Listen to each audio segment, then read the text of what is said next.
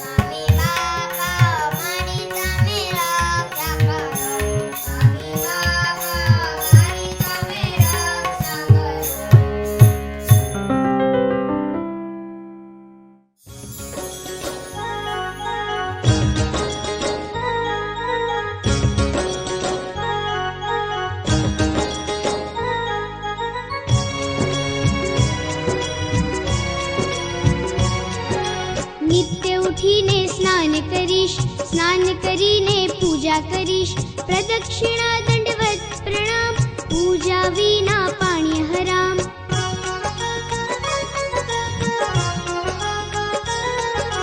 તિલક ચાંદલો રોજ કરીશ, મસ્તક ઊંચું રાખી રહીશ. માર્ગે મળતા સૌ મિત્રોને જય સ્વામી નારાયણ કહીશ.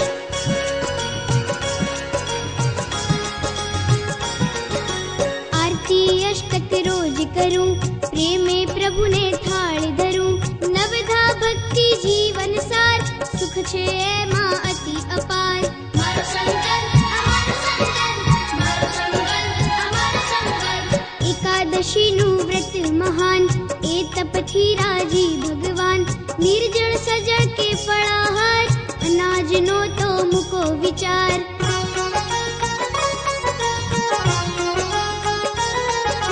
સદવાંચનથી જીવન ઘડીશ, વચનામૃત વાતો વાંચીશ, નિત્ય સત્સંગ પાઠ કરીશ, સત્સંગ વિહાર પરીક્ષા દઈશ.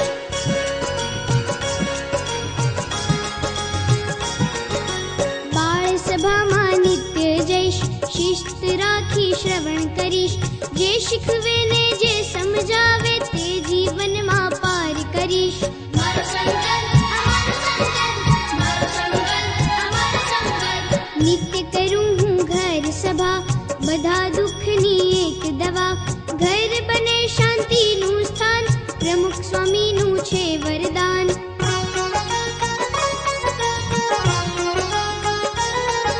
સદાય સૌને નમતો રહું, સૌની સેવા કરતો જઉં, સંપી સૌનો ગુણ જ લઉં, સ્વામી શ્રીજીનો વાલો થઉં.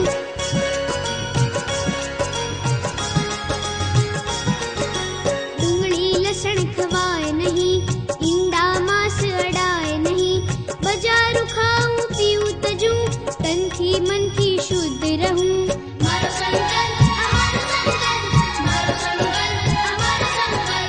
દારૂ માટી ચોરી અવેરી કુસંગ કદી કરું નહીં, પંચવ્રતો દીધા શ્રીજીએ, એનું પાલન મૂકું નહીં.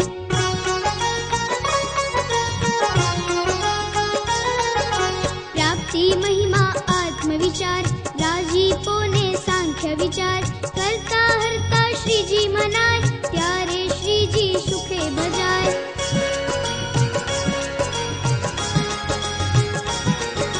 માત પિતાના છે ઉપકાર, રોજ કરું હું નમસ્કાર, આજ્ઞા પાળું સેવા કરું, રાજી કરીને આશીષ લઉં.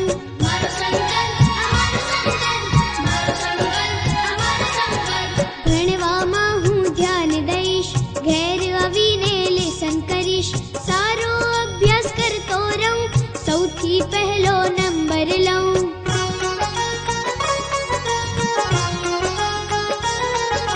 સારા મિત્રો સારી વાત, ખરાબ મિત્રોનો નહીં સાથ, વિવેક ચૂકી ટીવી ન જો, સિનેમાનો નહીં વિચાર.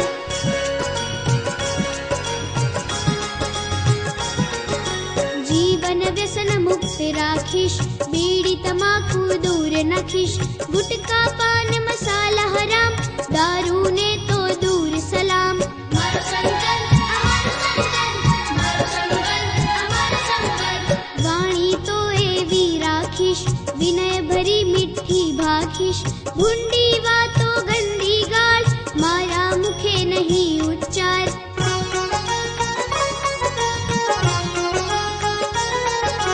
આસન કસરત પ્રાણાયામ, પૂરતા કરું ભોજન આરામ, સ્વાસ્થ્ય સદાય સારું રહે, તો જ શરીરથી કાર્ય બને.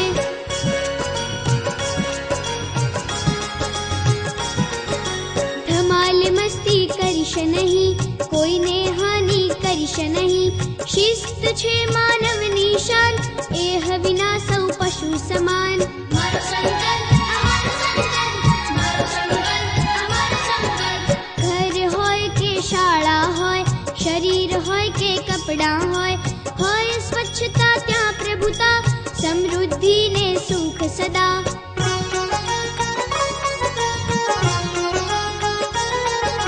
નિયમિતતા મુજ જીવનમાં, સ્નાન ધ્યાન ને પૂજામાં, ભણવું રમવું બાળ સભા, સમય સાચવી કરું સદા.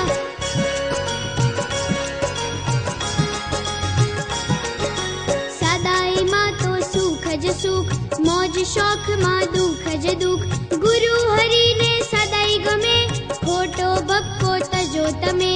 મારો શંકર અમારો શંકર, મારો શંકર અમારો શંકર. કદીય જુઠ્ઠું બોલીશ નહીં, ચોરી કદીય કરીશ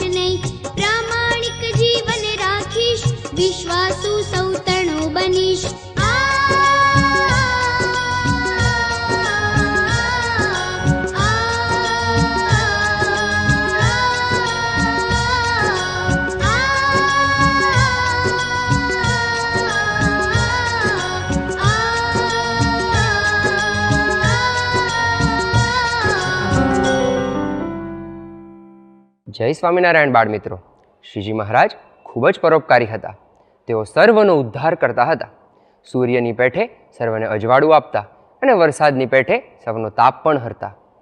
એક વખત શ્રીજી મહારાજ પંચાળા ગામમાં વિરાજમાન હતા અને ત્યાં ફૂલદોલનો ઉત્સવ કરેલો હતો. લાલ, પીળા, ગુલાબી અને લીલા એમ વિવિધ રંગોથી સર્વે સંતો હરિભક્તોને રંગ્યા હતા અને તેઓની સાથે રાસ પણ રમ્યા હતા. સૌને ખૂબ જ આનંદ કરાવી દીધો હતો. ગામના સર્વે લોકોને જમાડ્યા હતા અને ગામના લોકો તો ખરા જ, પણ ગામના બહારથી આવેલા લોકો પણ સર્વે જમ્યા.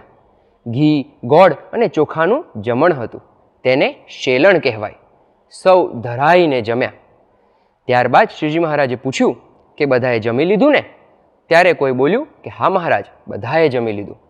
તે સમયે નદીના સામા કિનારે અમુક લોકો મેલા ઘેલા વસ્ત્રોમાં ફરી રહ્યા હતા. શ્રીજી મહારાજે તેમના તરફ હાથ કરીને કહ્યું કે એ લોકોને જમાડ્યા? ત્યારે કોઈએ કહ્યું કે મહારાજ, એ તો નીચલી જ્ઞાતિના લોકો છે. મરઘા, સસલા અને બકરાને મારે છે. આવા પાપી લોકોને કોણ જમાડે? ત્યારે શ્રીજી મહારાજે કહ્યું કે સૂર્ય ઉગે ત્યારે તે કોઈને ટાળે છે? વરસાદ વરસે તે ત્યારે કોઈને ટાળે છે? તે પાપી કે પુણ્યશાળી તે જુએ છે? તેમ આ સહજાનંદ જમાડે ત્યારે તે પણ કોઈને ટાળે એ કેમ બને? માટે તેમને બોલાવી લાવો અને હેતથી જમાડો. અમારે તો સૌનું કલ્યાણ કરવું છે. કેટલાક હરિભક્તો આ સાંભળીને સામે દોડી પહોંચ્યા અને તે લોકોને બોલાવી લાવ્યા. શ્રીજી મહારાજે તેમને જાતે પીરસીને ખૂબ આનંદપૂર્વક જમાડ્યા. તેઓના હૃદય અને પેટ બંને ભરાઈ ગયા અને શ્રીજી મહારાજની મૂર્તિ તેમના મનમાં વસી ગઈ. ઘણા વર્ષો બાદ એક અદ્ભુત આશ્ચર્યજનક પ્રસંગ બન્યો. તે માણસોમાંથી એક માણસનો મરણનો સમય નજીક આવતો હતો. ત્યારે તેને શ્રીજી મહારાજની મૂર્તિનું સ્મરણ થઈ આવ્યું અને શ્રીજી મહારાજ તો તેની સામે પ્રગટ થઈ ગયા. ત્યારે તેણે પૂછ્યું કે તમે તો એ જ ભગવાન ને કે જેણે અમને પીરસ્યું હતું? ત્યારે શ્રીજી મહારાજે હંકારમાં સ્મિત કર્યું અને તેનું મન શ્રીજી મહારાજમાં જોડાઈ ગયું. હવે તો શું જોઈએ? એ માણસનો અંતકાળ સુધરી ગયો અને મહારાજ તેને ધામમાં લઈ ગયા. તો જોયું ને બાળ મિત્રો, આવા હતા શ્રીજી મહારાજ. તેમને જે સુરત સહજાનંદની ઉપમા મળેલ છે તે આ પ્રસંગથી યથાર્થ જણાય છે. તો બાળ મિત્રો, આપણે જે આ પ્રસંગ જોયો તેમાં કેટલાક કીવર્ડ્સ હતા કે જેને આપણે યાદ કરી લઈએ ને તો આખો જ પ્રસંગ આપણને બરાબર સિક્વન્સમાં યાદ રહી જાય. તો ચાલો આપણે સૌ તે કીવર્ડ્સને જાણીએ. પંચાળા, ફૂલદોલ, રાસ, શેલણ, નીચી જ્ઞાતિના લોકો, સૂર્ય, વરસાદ, જાતે જમાડ્યા, સૌનું કલ્યાણ કરવું છે, મૂર્તિ મનમાં વસી ગઈ, એક માણસનો મૃત્યુનો સમય, મૂર્તિ યાદ આવી, ધામમાં લઈ ગયા. બાળમિત્રો, હવે આપણે એક ખૂબ મજાની એક્ટિવિટીમાં જોડાવાના છીએ. એક્ટિવિટીનું નામ છે દોડો દોડો કલ્યાણના માર્ગ પર. તો તમને અહીંથી જેમ સૂચના આપવામાં આવે તેમ બધાએ કરવાનું છે. તો ચાલો પહેલાં તો બધા પોતપોતાના સ્થાન પર ઊભા થઈ જાઓ અને હું જ્યારે દોડો શબ્દ કહું ત્યારે પોતાના સ્થાન પર જોગિંગ કરતા હોય તેમ દોડવું. બધા રેડી છો? ઓકે, તો ચાલો દોડો. અરે દોડો કલ્યાણના માર્ગ પર. હા હા, ભાગો બધા બાળકો. સ્ટોપ. હવે આપણે સૌ તપની માળાની મુદ્રામાં ઊભા રહીને એક માળા ફેરવશું.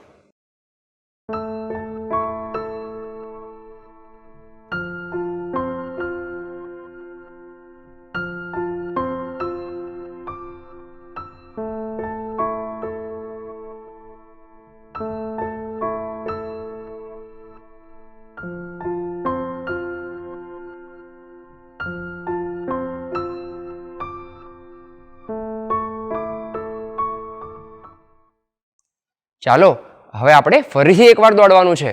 રેડી છો ને બધા? દોડો. હા હા, અરે દોડો દોડો બધા કલ્યાણના માર્ગ પર. ભાગો ભાગો બાળકો. સ્ટોપ. હવે આપણે દંડવત કરવાના છે અને મૂર્તિની સામે બધા જ એક એક દંડવત કરશું.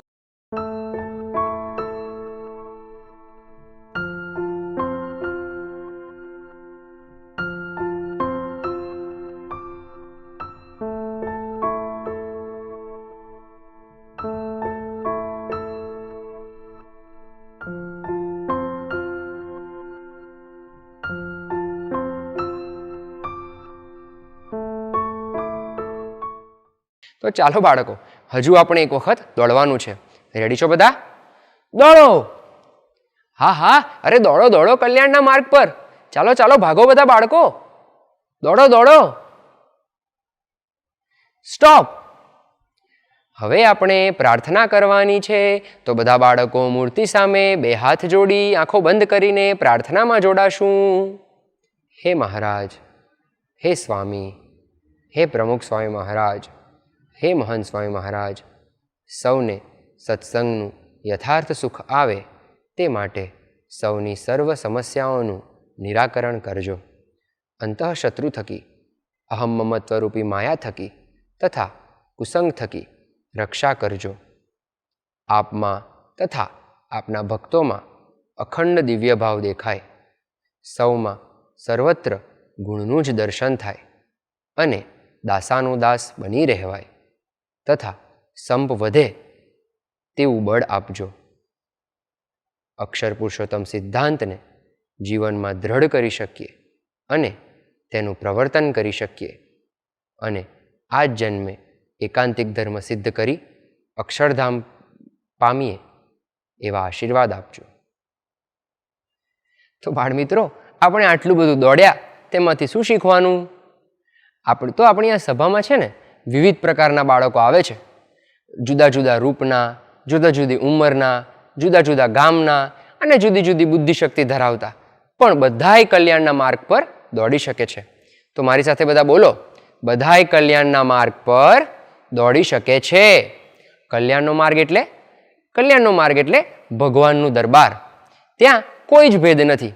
જેમ માતા પિતા પોતાના બધા જ સંતાનોનો સરખો ઉછેર કરે છે, બધાને સરખી મમતા આપે છે, તેમ ભગવાન પણ કોઈમાં કોઈ જ જાતનો ભેદ રાખતા નથી. ભલે ને તે પછી રોગી હોય કે ભિખારી હોય કે નીચી જ્ઞાતિનો હોય કે અભણ હોય, ભગવાન માટે બધા જ સરખા છે. એ તો ભજે એના ભગવાન.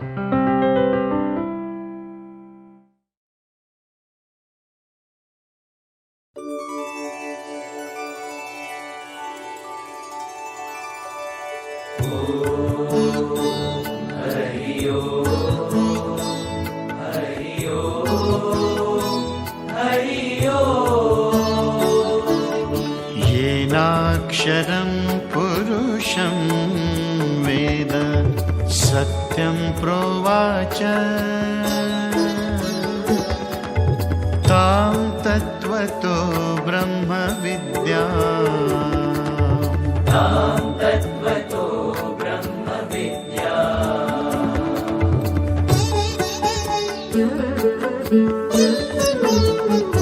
ॐ ब्रह्मविद् आप्नोति परम् सत्यं ज्ञानम् अनन्तं ब्रह्म अक्षरात् सम्भवति विश्वम्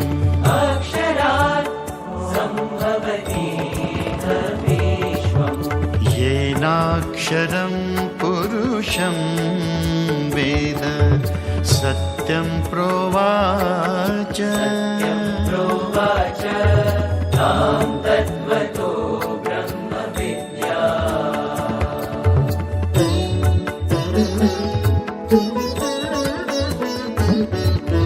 यदक्षरं वेदविदो वदन्ति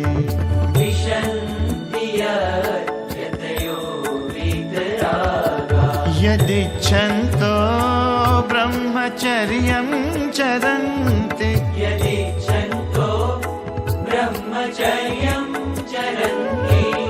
तत्ते पदं संग्रहेण प्रवक्ष्ये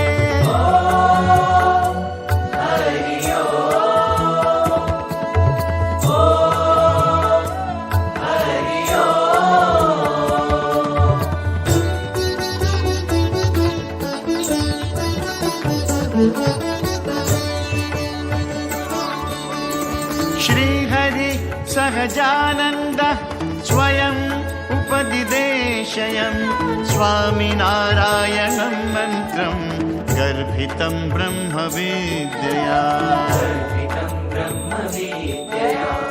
अक्षरं ब्रह्म विज्ञेयं मन्त्रे स्वामीति शब्दतः नारायणेति शब्देन तत्परः पुरुषोत्तमः।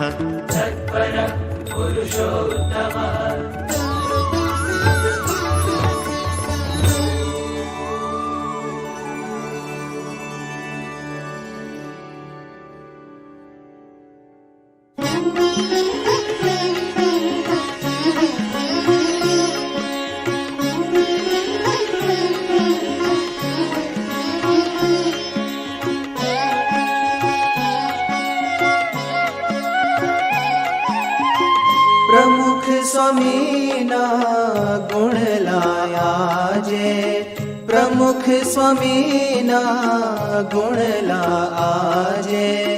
होशे होशे गावजो, होशे होशे गावजो। जय नादोथी धरा गगन ने, जय नादोथी धरा गगन ने।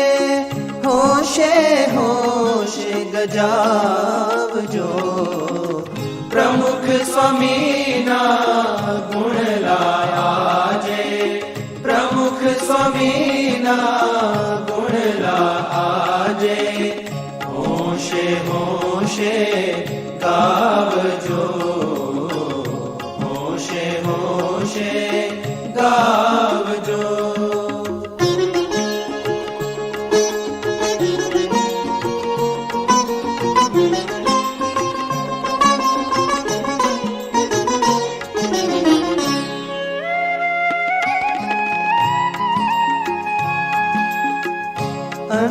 अंतरनाति मीरने टाड़े, कुकर्मों ने बाड़े,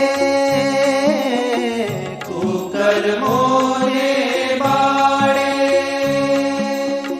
जगत के रस ने शोषे, भक्ति रस ने पोषे, भक्ति रस ने पोषे।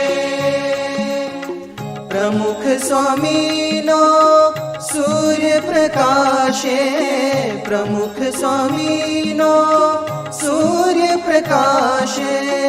होशे होशे बधावजो, प्रमुख स्वामीना गुण लाजे, प्रमुख स्वामीना गुण लाजे। होशे होशे गावजो, होशे होशे गावजो।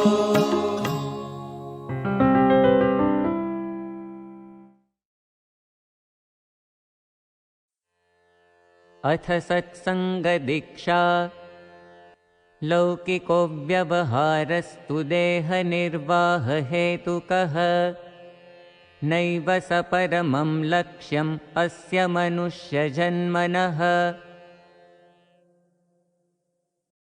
લૌકિક વ્યવહાર તો દેહના નિર્વાહ માટે છે, તે આ મનુષ્ય જન્મનું પરમ લક્ષ્ય નથી.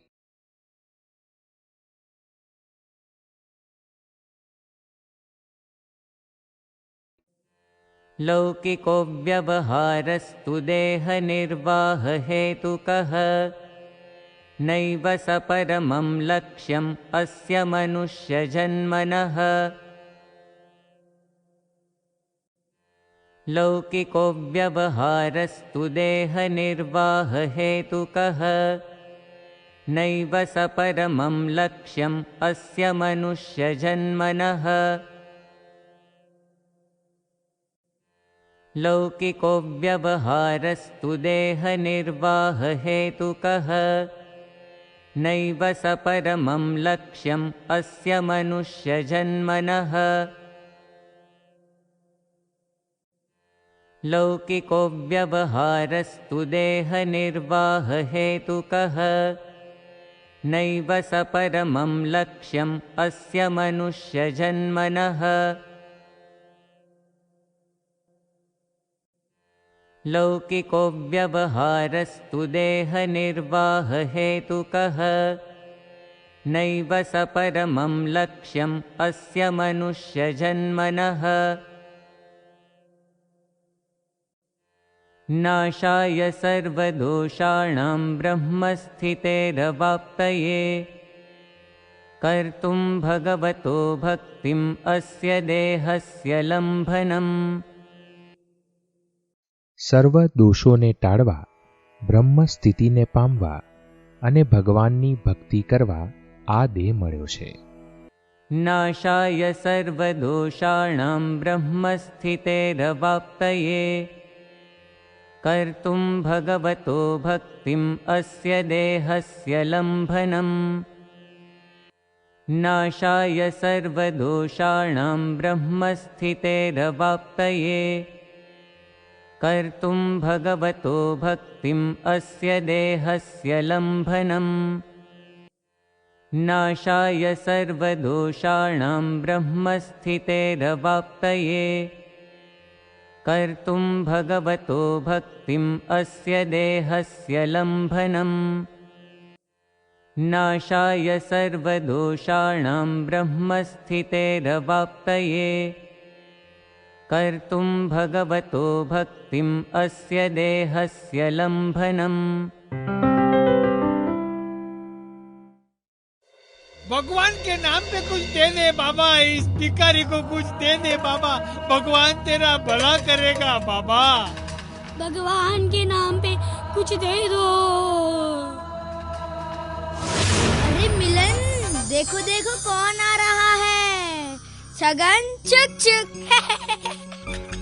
चंपक चोटी का पाप।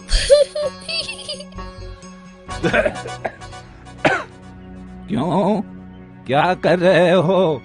अरे क्या कर रहे हो बच्चों? हम तो कुछ नहीं कर रहे दादाजी।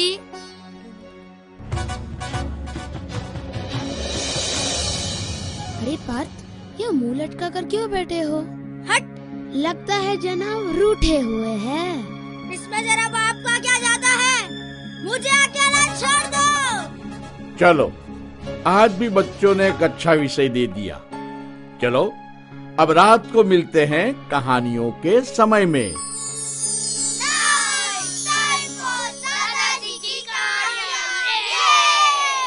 दादाजी कहाँ गए होंगे? लगता है कहीं छुप गए हैं। कहाँ होंगे? चलो ढूंढते हैं।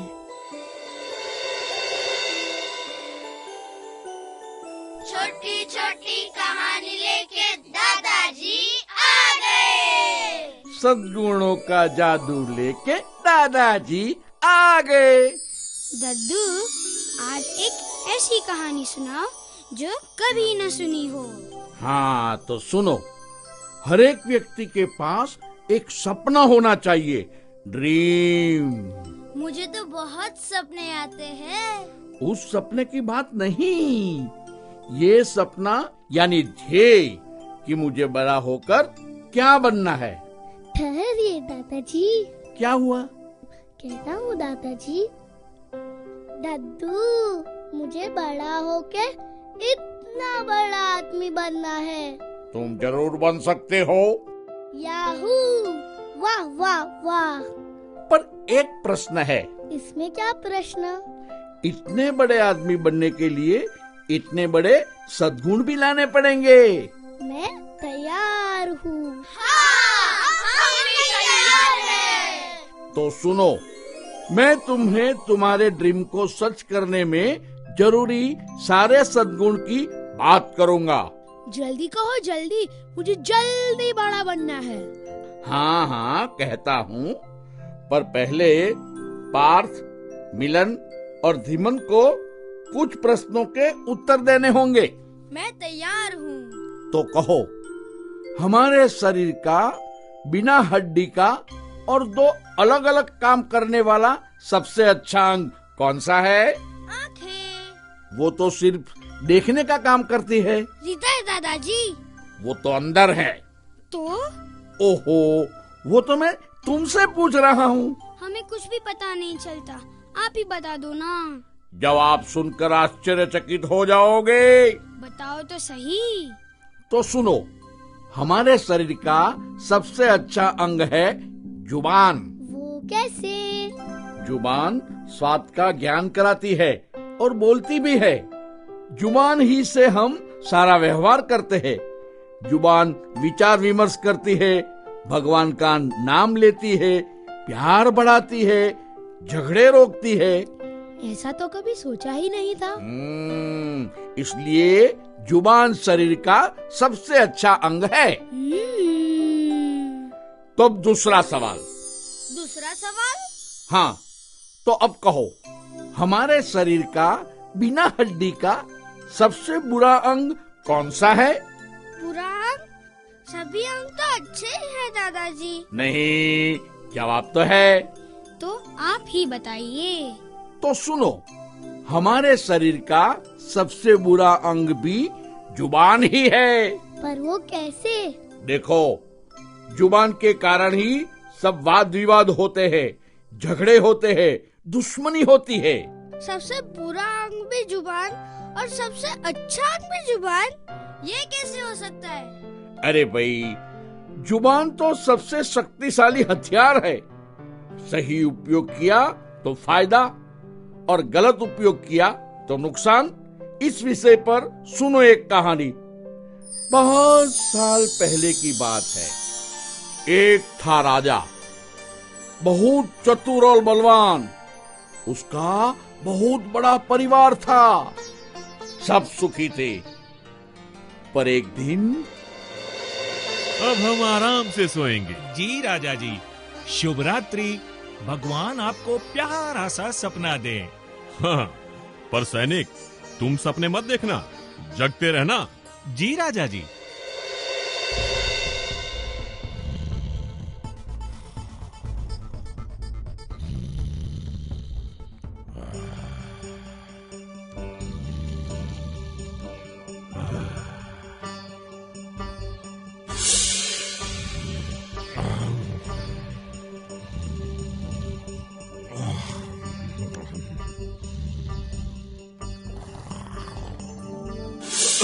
कोई है? जी राजा जी।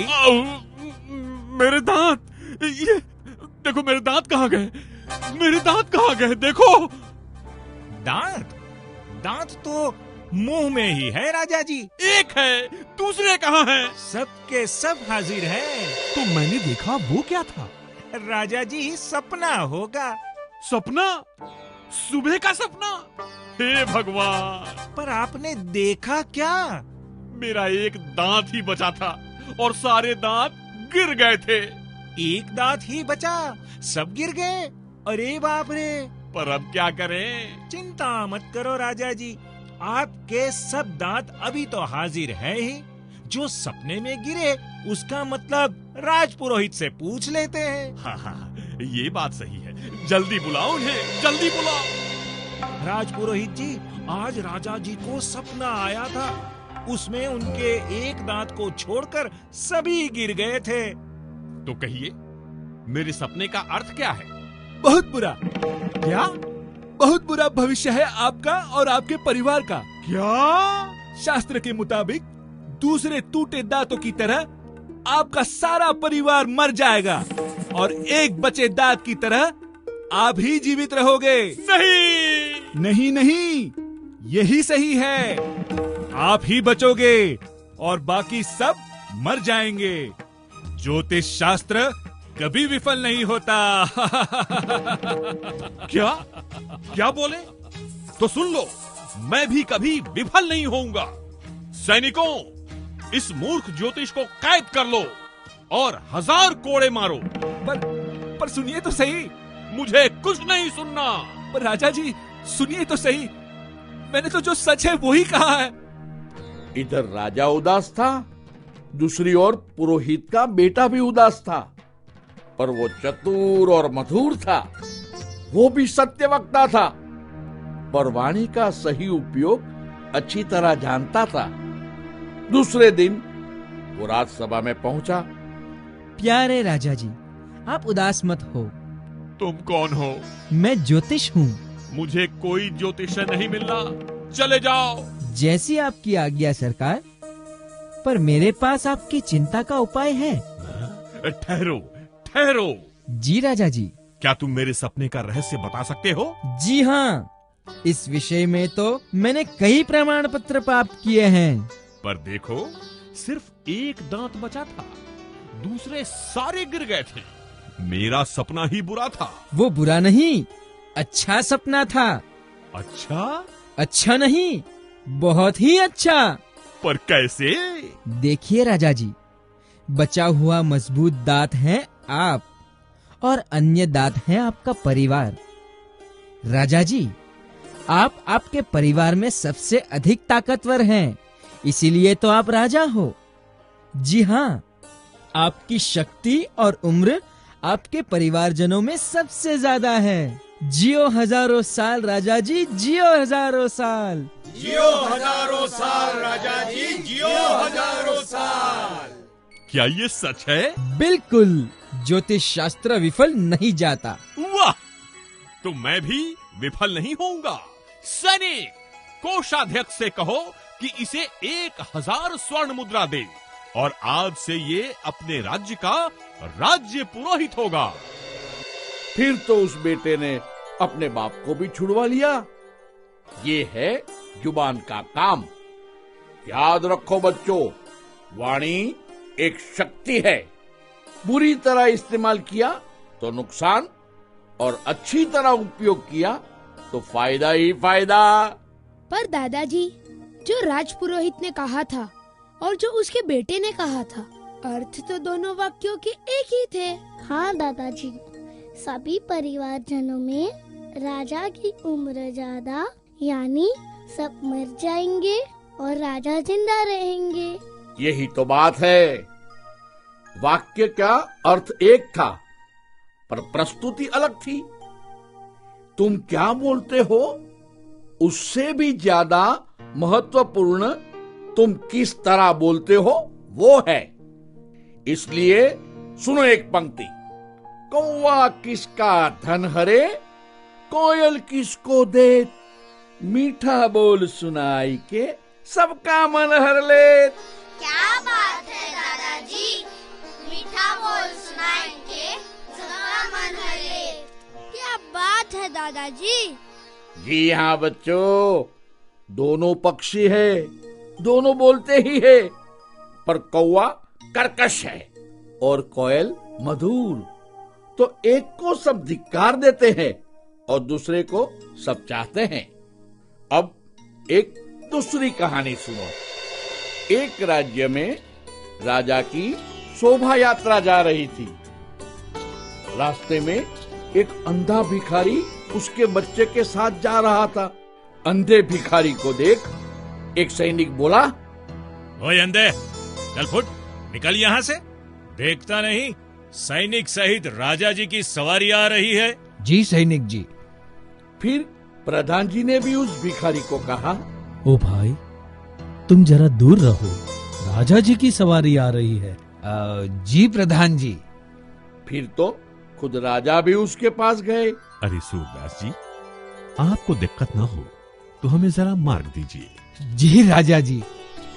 तब उसके बेटे ने पूछा, पिताजी, आप तो देख नहीं सकते, तो आपने तीनों को पहचाना कैसे कि कौन सैनिक था, कौन प्रधान जी और कौन राजा जी? वाणी से। वाणी ही व्यक्ति की सही पहचान है। अद्भुत, ये तो बड़ी समझने वाली बात है दादाजी। लेकिन किसे? सबको। पहले खुद को। देखो पार्थ, वाणी से व्यक्ति के संस्कार और खानदान का परिचय मिलता है। हमें कभी अपशब्द नहीं बोलने चाहिए। सॉरी दादाजी। शिकागो की धर्म परिषद में सभी वक्ता लेडीज एंड जेंटलमैन बोलते थे, और स्वामी विवेकानंद जी ने कहा, my dear brothers and sisters.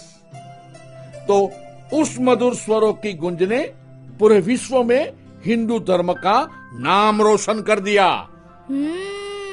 तुम्हें महान बनना है पार्थ, जी हाँ दादाजी।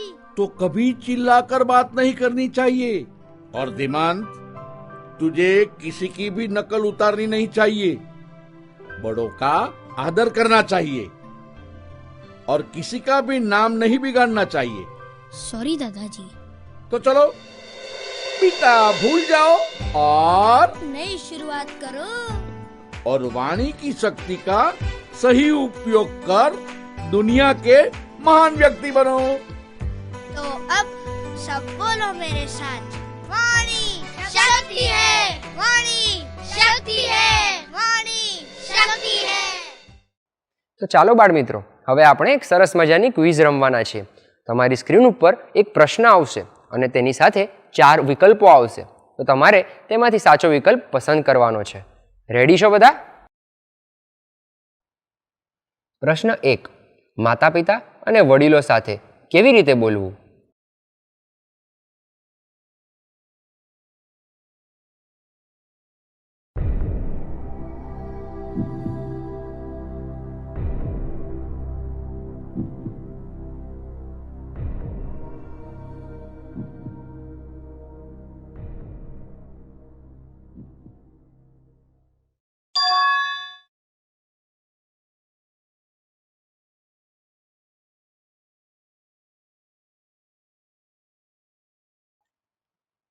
પ્રશ્ન 2. મિત્રો અને નાના ભાઈ બહેન સાથે કેવી રીતે વર્તન કરવું?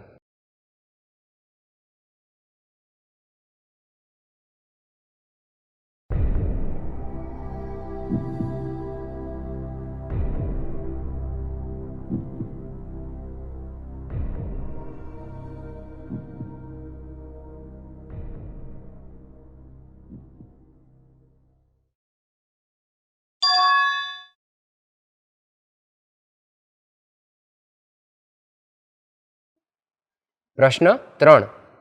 શિક્ષકો સાથે કેવી રીતે બોલવું?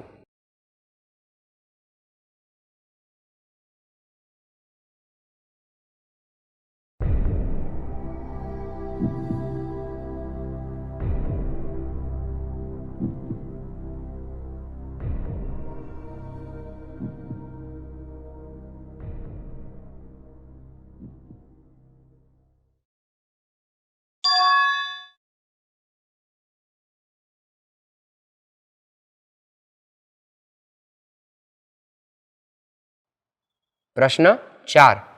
મંદિરમાં સંતો કાર્યકરો સાથે કેવી રીતે બોલવું?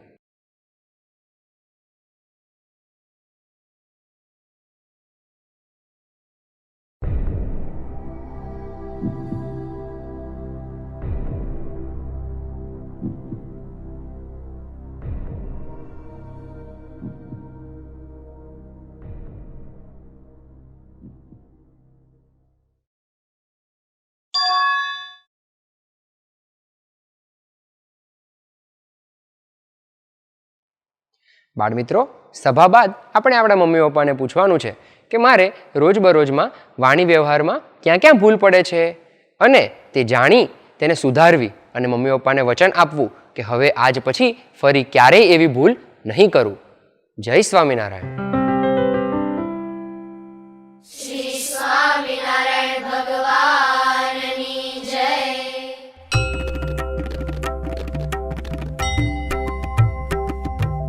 जय स्वामिनारायण, जय अक्षर पुरुषोत्तम, अक्षर पुरुषोत्तम जय, अक्षर पुरुषोत्तम जय, दर्शन सर्वोत्तम जय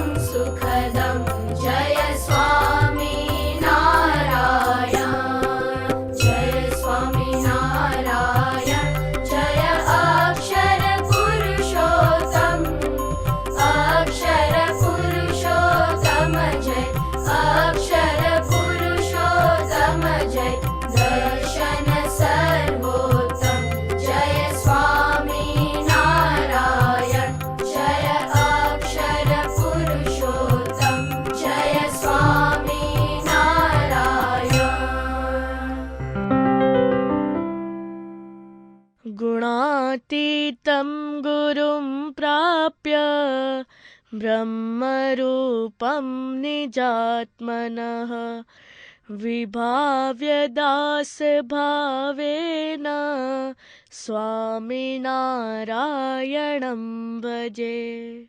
श्रीहरिं साक्षरं सर्वदेवेश्वरं भक्तिधर्मात्मजं दिव्यरूपं परं शान्तिदं मुक्तिदं कामदं कारणं स्वामिनारायणं नीलकण्ठं भजे श्रीहरिम्।